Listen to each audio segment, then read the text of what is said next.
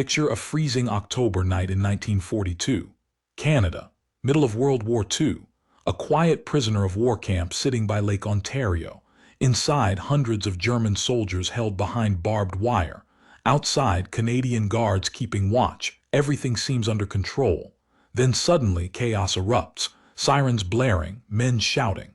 The sound of breaking glass and splintering wood echoes through the night. But here's the twist that nobody saw coming. This wasn't an escape attempt. The German prisoners weren't trying to get out. They were preparing to fight their own captors in what would become one of the most bizarre and violent confrontations ever to happen on Canadian soil during the entire war. What started as a simple military order turned into a full-scale riot that left guards injured, buildings destroyed, and military officials on both sides absolutely stunned. This is the story of the Bowmanville Riot, and it's way stranger than you think.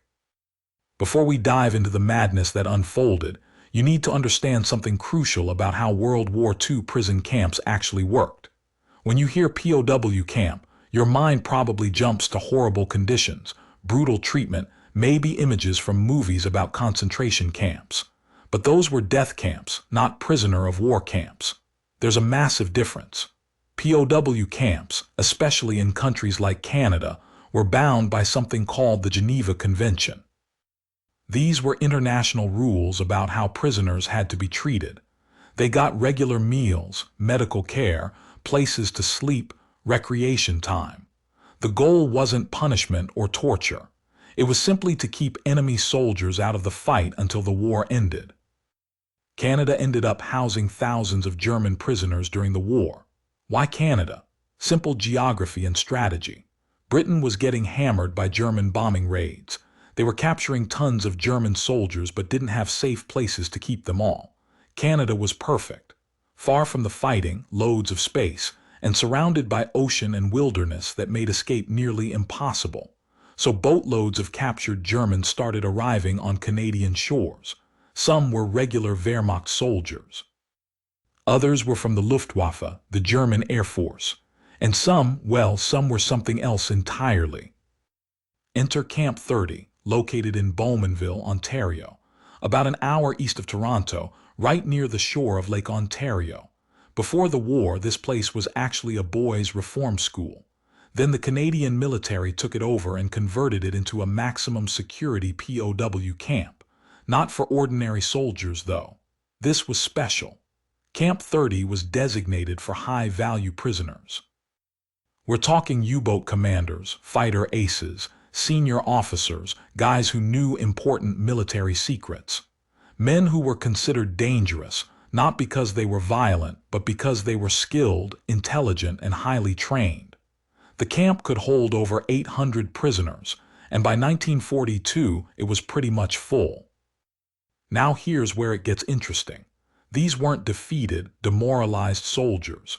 Many of these men still believed Germany was going to win the war. They saw themselves as elite warriors temporarily sidelined. They maintained strict military discipline inside the camp, following their own chain of command. The senior German officer in the camp essentially ran the internal operations. The Canadians controlled the perimeter and the overall security, but inside the wire, the Germans organized themselves like a military unit. They exercised together, held classes, celebrated German holidays, and kept up morale. The conditions at Bowmanville were actually pretty decent by wartime standards. The prisoners got 3 meals a day.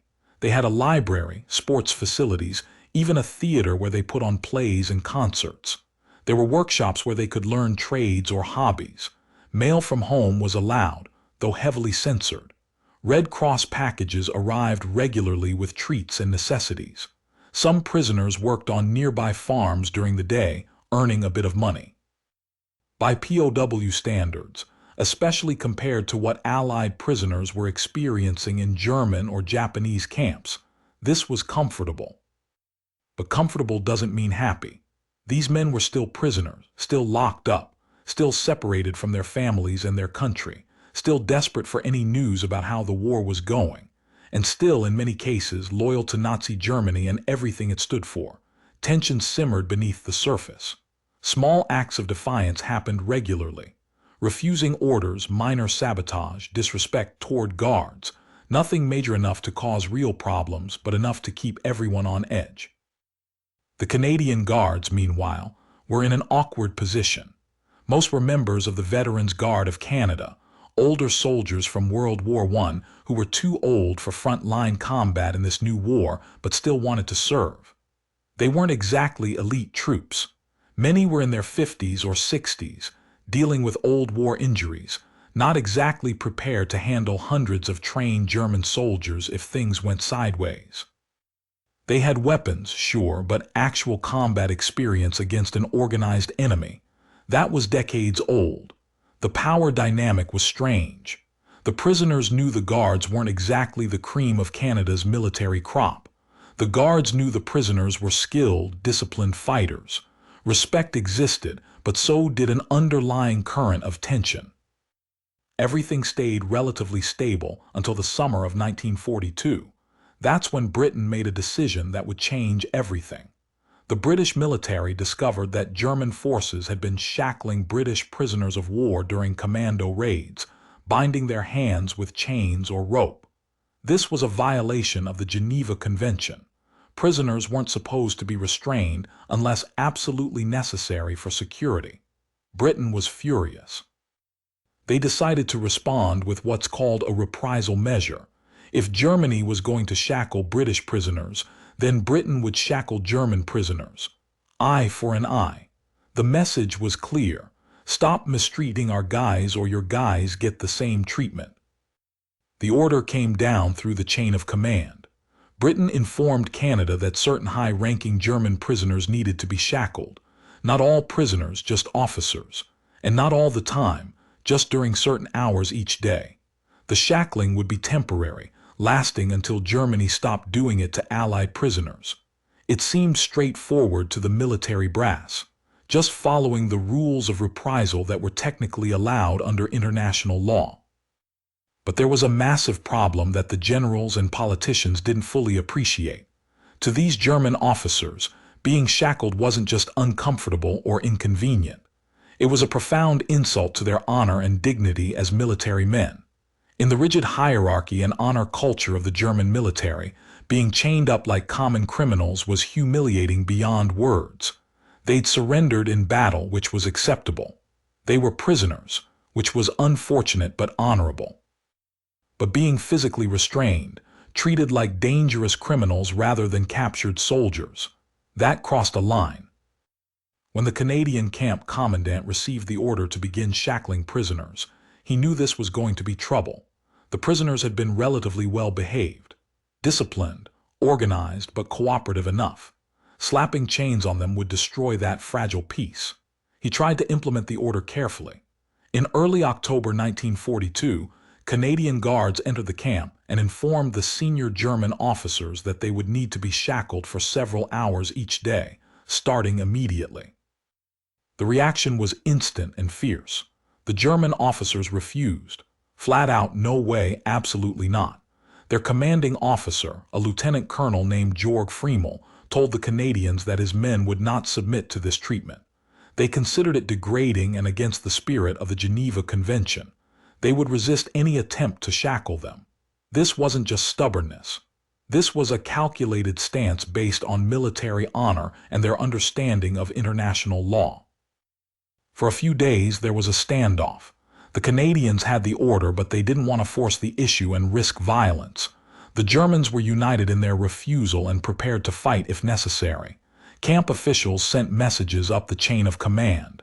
Could the order be reconsidered? Was there another way to handle this? But the answer came back firm. The order stood. The prisoners would be shackled. If they resisted, force would be used. The Canadians decided to act on October 10, 1942.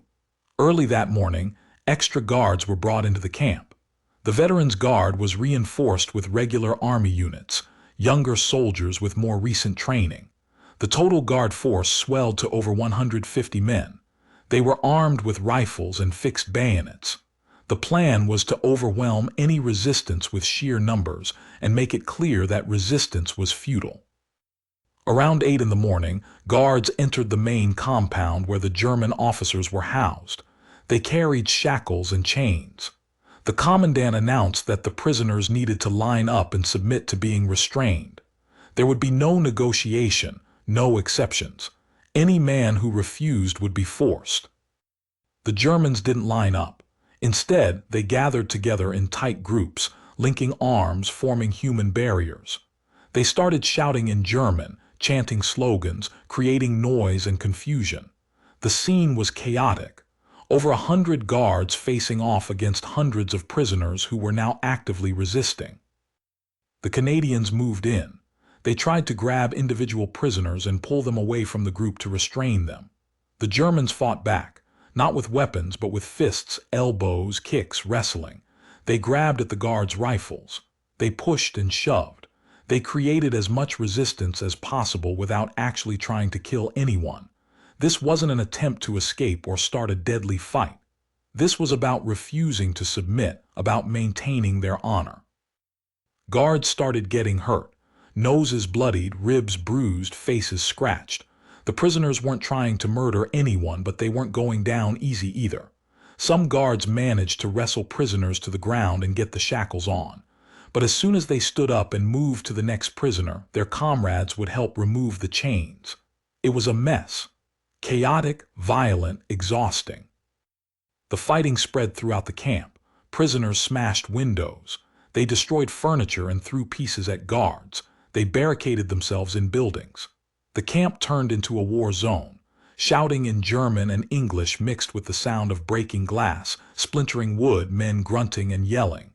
The veterans' guard, many of them old men at this point, were getting overwhelmed. These weren't random criminals. These were trained soldiers who knew how to fight as a unit. After several hours of brutal fighting, the Canadians managed to shackle some prisoners, but nowhere near all of them. Dozens of guards were injured. The prisoners had taken over parts of the camp. Buildings were damaged. Order had completely broken down. The commandant called for even more reinforcements. This was spiraling out of control. Over the next few days, the situation got worse. The Germans organized themselves into what was essentially a resistance movement within the camp. They held strategy meetings. They coordinated their actions. When guards tried to enter certain areas, groups of prisoners would rush them, overwhelming them with numbers. They used every trick they could think of. Some prisoners pretended to cooperate, then attacked when the guards got close. Others created diversions to help their comrades. The Canadians brought in more troops, including units from the Royal Canadian Regiment. Now there were hundreds of soldiers surrounding and entering the camp. The authorities were desperate to regain control, but didn't want to open fire and kill prisoners, which would be an international incident. They needed to subdue the prisoners without massacring them. One of the wildest moments came when a group of prisoners actually took several guards hostage. They grabbed them during the fighting, pulled them into a building and barricaded the doors. They didn't hurt the guards, but they made it clear, you want your men back, you negotiate. The Canadians were stunned. This was unprecedented. Prisoners taking guards hostage in the middle of Canada while their countries fought a war overseas. The situation was approaching total disaster. Military officials scrambled for a solution. They couldn't just let the prisoners win. That would set an insane precedent and embolden prisoners in other camps across the country.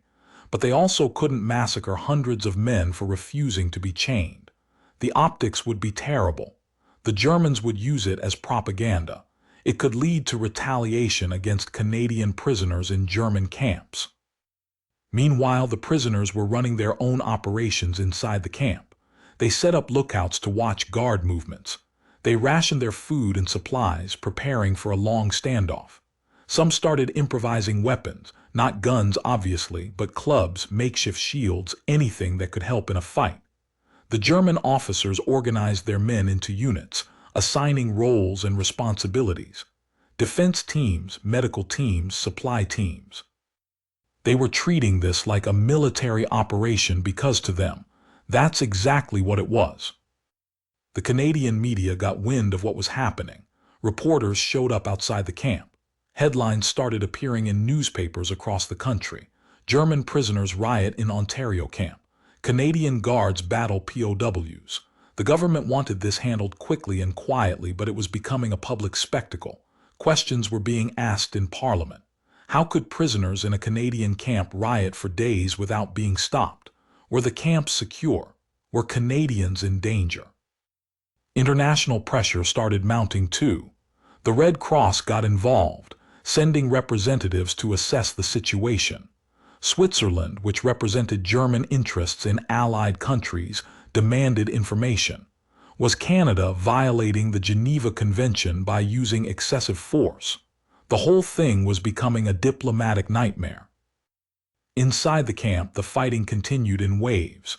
Periods of intense conflict followed by tense standoffs. Guards would make a push into a building, prisoners would resist, there'd be a brutal scuffle, then both sides would pull back to regroup. Injuries mounted on both sides. Nothing fatal yet, but lots of broken bones, concussions, cuts requiring stitches. The camp hospital was overwhelmed. The turning point came after nearly 4 days of chaos. Both sides were exhausted. The prisoners were running low on supplies. The guards were physically and mentally drained.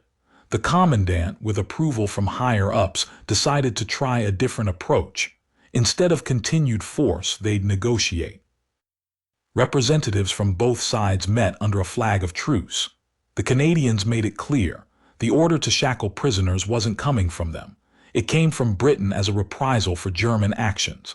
If Germany stopped shackling Allied prisoners, the order would be rescinded. The prisoners argued that they weren't responsible for what German forces did in Europe. They were already prisoners, removed from the war. Punishing them for actions of their military was unjust. The negotiations were tense but civil. Both sides realized that continued fighting would only lead to more injuries and possibly deaths. A compromise was reached. The prisoners would submit to being shackled, but only for short periods and with lighter restraints than originally planned. In exchange, they'd be given assurances about their treatment and access to better communication with German authorities through neutral parties. Slowly, order was restored. The prisoners stopped resisting. Guards entered the buildings without being attacked. The shackles were applied, though the whole process was less aggressive than the first attempts. The prisoners submitted, but they'd made their point. They'd shown they wouldn't be humiliated without a fight. They'd earned a measure of respect from their captors. The aftermath was complicated. Over 40 Canadian guards had been injured during the riot, some seriously. Several prisoners were also hurt, though they'd hidden the extent of their injuries to avoid showing weakness. Parts of the camp were badly damaged and needed repairs. The Canadian military launched an investigation into how the situation had spiraled so badly out of control. But here's the thing that nobody really talks about. The riot actually changed how POW camps operated in Canada. Military officials realized they'd underestimated the prisoners. These weren't defeated, broken men. They were trained soldiers with discipline, organization, and a willingness to fight for what they believed were their rights. Future orders were implemented more carefully. Camp security was beefed up.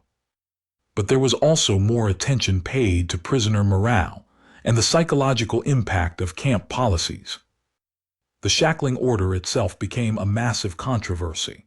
Many Canadians questioned whether it was right to chain prisoners as retaliation for German actions. The practice continued for several months, but was eventually dropped when it became clear it was causing more problems than it solved. Germany didn't stop shackling Allied prisoners because of it. The reprisal had failed to achieve its goal while creating chaos in Canadian camps. For the prisoners at Bowmanville, the riot became a source of pride. They'd resisted orders they considered unjust. They'd fought against superior numbers and held out for days. In their eyes, they'd upheld military honor. After the war, some of the participants wrote memoirs describing the riot as one of their most significant experiences during captivity. They felt they'd won a moral victory even though they ultimately had to submit. The Canadian guards had mixed feelings. Some admired the prisoners' courage and discipline. Others were angry about being attacked and injured. The Veterans Guard in particular felt humiliated that they needed reinforcements to handle the situation. Relations between guards and prisoners remained tense for months afterward. There were no executions or severe punishments for the riot leaders. Killing or severely punishing prisoners for resisting what they viewed as a Geneva Convention violation would have been legally questionable and diplomatically disastrous. Some of the most aggressive participants were transferred to other camps with stricter conditions. Others were placed in isolation for short periods. But mostly, life in the camp returned to normal relatively quickly. News of the Bowmanville Riot spread to other POW camps across Canada. Prisoners in other facilities heard that their comrades had fought back and forced negotiations. It emboldened some to resist camp rules they found objectionable. Canadian authorities worried about copycat riots. Security was increased at camps nationwide. Guards received better training on handling prisoner resistance without resorting to lethal force. Interestingly, the riot also had an impact in Germany. When news reached German military command through neutral channels, it was used as propaganda.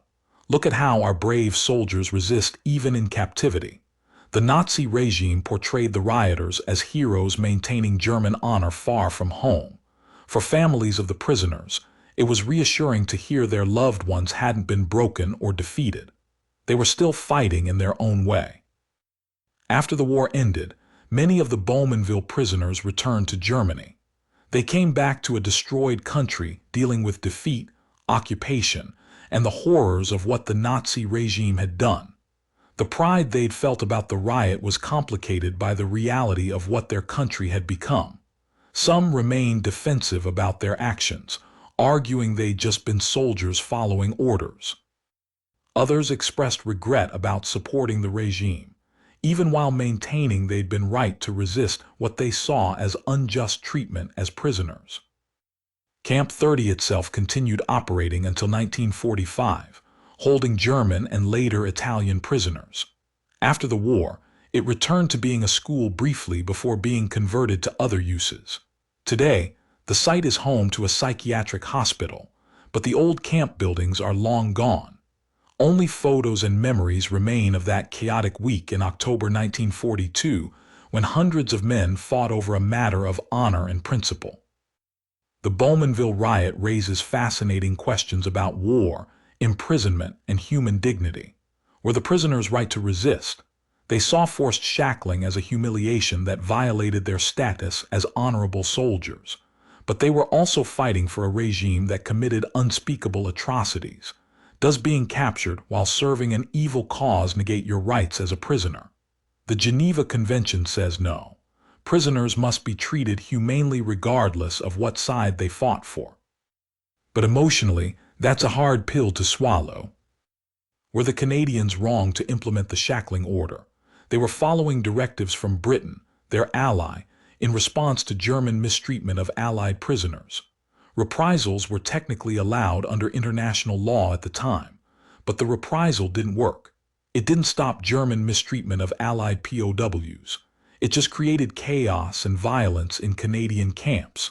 Sometimes following orders isn't the same as doing the right thing. What's remarkable is that despite the violence, nobody died. In 4 days of intense fighting between hundreds of men with injuries on both sides, not a single person was killed. That's almost miraculous. It speaks to restraint on both sides. The prisoners could have tried to kill guards and steal weapons, turning it into a deadly uprising. They didn't. The guards could have opened fire and shot prisoners, ending the resistance immediately. They didn't. Both sides understood there were lines that shouldn't be crossed. The story also highlights something we often forget about World War II. Not every moment was dramatic battles or heroic rescues. Sometimes it was bureaucratic decisions causing unintended consequences.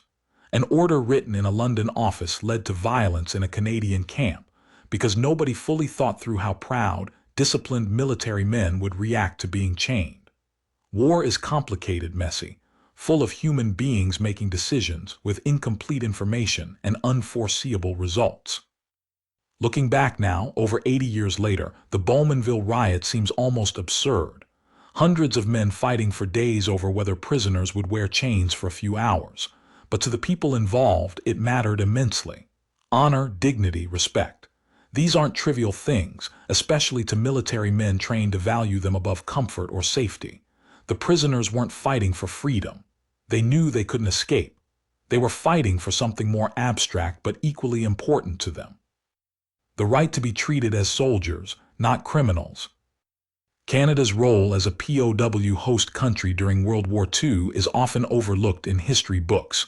We remember D-Day, the Battle of Britain, the Holocaust, the atomic bombs. We don't usually think about the thousands of prisoners held in camps across North America, far from the fighting. But their stories matter too. They show a different side of war.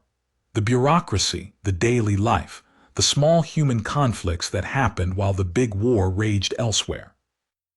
The Veterans Guard soldiers who fought at Bowmanville were in an impossible situation. Too old for the front lines but still wanting to serve their country, they ended up in a bizarre confrontation with trained enemy soldiers on Canadian soil. They did their duty without killing anyone, which, given the circumstances, was impressive. They weren't heroes in the traditional sense, but they handled an insane situation with relative professionalism.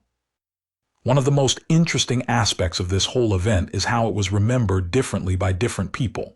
For Canadians, it was an embarrassing incident that showed security problems in POW camps. For the German prisoners, it was a proud moment of resistance. For British military planners, it was evidence that reprisal policies needed rethinking. Same event, completely different meanings depending on perspective. There's also something darkly funny about the whole thing. Not the violence or injuries, obviously, but the sheer absurdity of the situation. In the middle of the largest war in human history, with millions dying on battlefields around the world, a group of captured Germans and their elderly guards spent 4 days fighting each other over chains in a quiet Ontario town. It sounds like something from a dark comedy, but it really happened. The Bowmanville Riot stands as one of the strangest incidents of World War II, not because it was particularly deadly or strategically important, it wasn't, but because it revealed something fundamental about human nature. People will fight for dignity even when they have nothing else to gain. Soldiers will maintain their honor even in captivity, and sometimes orders from distant authorities who don't understand the situation on the ground lead to chaos nobody wanted or expected. That week in October 1942, a quiet Canadian town became the site of an unlikely battle that nobody won but everyone remembered. It's a story about pride, resistance, and the complicated moral landscape of war. And it's a reminder that history is full of bizarre moments that don't fit neatly into the narratives we usually tell about major conflicts.